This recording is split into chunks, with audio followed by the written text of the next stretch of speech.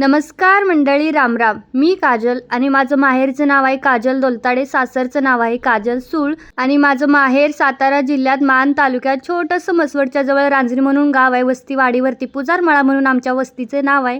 आणि माझं सासर आहे सोलापूर जिल्ह्यात माळशिरस तालुक्यात जळभावी म्हणून एक डोंगरात वसलेलं छोटंसं गाव आहे.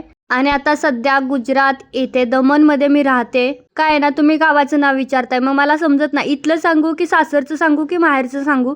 आणि तिने सांगितलं की एकाला वाटतं इकडचं, एकाला वाटतं तिकडचं. त्यामुळे आज मी सगळी माझी करेक्ट इन्फॉर्मेशन तुम्हाला दिलेलं आहे.